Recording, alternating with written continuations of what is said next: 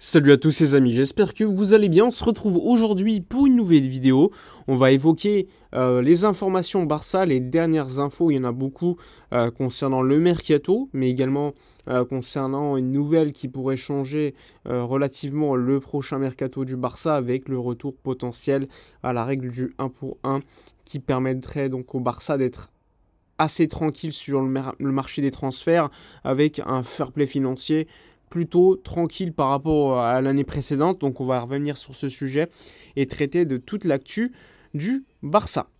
Alors comme d'habitude, avant de commencer la vidéo, n'hésitez pas à me suivre, à liker, commenter, partager et surtout à me soutenir sur Twitter via la souscription. C'est parti pour la vidéo. Alors, important de revenir sur le sujet du mercato, et pour comprendre le mercato, il faut tout d'abord comprendre la règle du 1 pour 1, qui est une règle en Espagne qui te permet en gros de pouvoir dépenser 1 euro si tu économises 1 euro au préalable. Alors que lors des saisons précédentes, souvent le Barça était sur une règle du 1 pour 2, voire du 1 pour 3, c'est-à-dire tu devais économiser 3 euros pour en dépenser 1, ce qui était assez restrictif sur le marché des transferts. Alors, maintenant qu'on a dit cela, les conditions pour revenir à la fameuse règle du 1 pour 1, elles avaient été expliquées par Javier Tebas à multiples reprises en interview. Il expliquait que le Barça devait régler le cas libéraux. Le cas libéraux, c'est quoi? Eh bien, le Barça, la saison dernière, même il y a 2 ans, avait vendu 49% de Barça Studios, qui avait été racheté par plusieurs sociétés.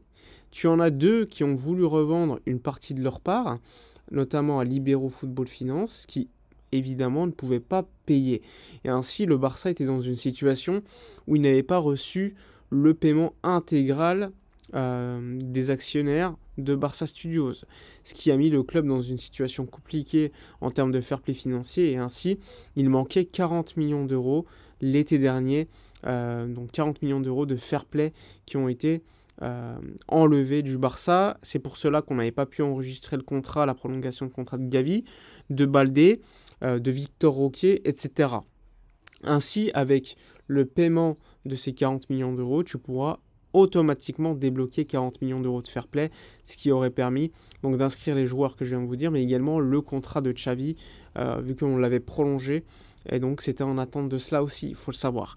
Donc, selon Mundo Deportivo, la semaine prochaine, le Barça va annoncer un accord, donc une société va acheter les parts que Libero Football Finance avait acquis, mais qu'il n'avait pas payé. Et ainsi, cette société va remplacer Libero au sein de l'actionnariat de Barça Studios en vue d'entrer en bourse aux États-Unis via une autre société au-dessus qui s'appelle Barça Media.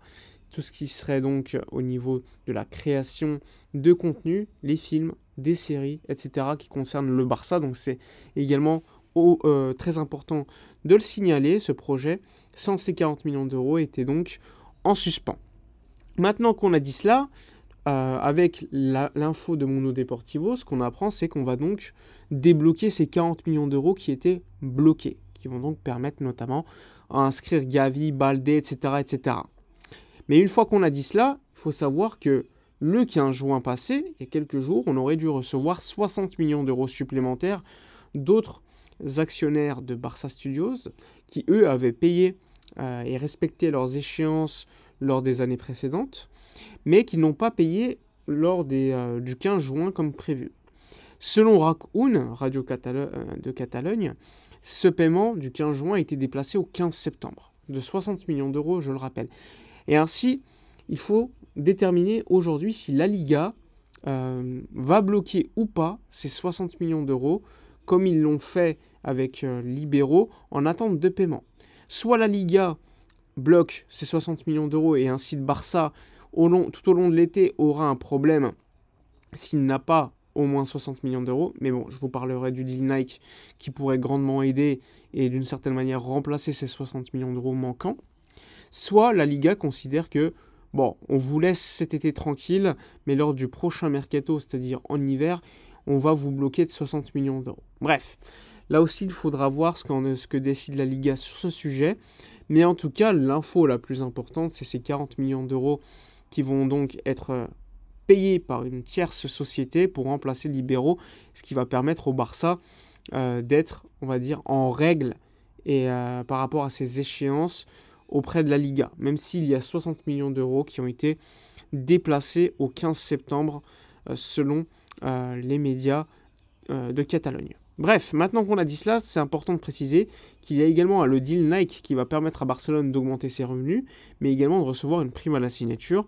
Selon les médias, les dernières infos expliquent que ce deal Nike devrait être annoncé postérieurement au 30 juin, donc pour le prochain exercice comptable, et ainsi avoir des conséquences sur la limite salariale très positives et de pouvoir revenir définitivement à la règle du 1 pour 1 que je vous expliquais tout à l'heure. Avec une règle du 1 pour 1, eh bien, tu es assez tranquille sur le marché des transferts, mais encore une fois, il faudra que tu vendes avant afin de te créer un espace suffisant afin de pouvoir recruter. Parce que si tu arrives à l'équilibre du 1 pour 1 et que tu recrutes un joueur, eh bien tu ne seras plus au 1 pour 1 ensuite parce que tu auras acheté un joueur qui t'aura fait donc dépasser la limite salariale. C'est pour ça que quand tu arrives au 1 pour 1, la priorité c'est toujours de vendre afin de te créer quand même un espace important afin de pouvoir acheter ensuite de manière efficace. Bref, maintenant qu'on a dit cela, on verra bien ce qui va se passer lors des prochains jours concernant cette information capitale. Maintenant qu'on a dit cela, il y a également le dossier Micah Faye, le joueur sénégalais qui fait beaucoup parler parce que Sport, etc. en parle. Lors de ma précédente vidéo, je vous disais qu'en gros, l'offre, soi-disant, selon les médias, Fabrizio Romano, etc., de 15 millions d'euros de Porto pour Micah Faye, moi, ce que je vous disais, c'est que cette info a été vraiment sortie afin de valoriser le joueur et de faire monter les enchères. Parce qu'en réalité, on l'a vite appris de mon côté, c'est que l'offre ne dépasserait pas les 10 millions d'euros en réalité et que le Barça veut absolument une option de rachat et refuse pour l'instant les 10 millions d'euros de Porto qu'il considère trop bas. Donc à voir évidemment si un certain, on va dire, certaines batailles, certaines enchères seront lancées pour Faye parce que c'est un joueur très intéressant avec un gros potentiel. Et surtout, le Barça donc veut à peu près 15-20 millions d'euros et surtout une option de rachat capitale comme ils l'ont fait avec Nico Gonzalez, Trincao ou d'autres joueurs. En tout cas, moi j'aurais gardé le joueur. Micah Faye est intéressant, mais lui, il faut savoir que sa position est importante. Lui, il veut jouer absolument. Et le Barça, l'année prochaine, on va être honnête, avec tout le potentiel qu'il a, ça reste un jeune joueur qui doit jouer pour progresser.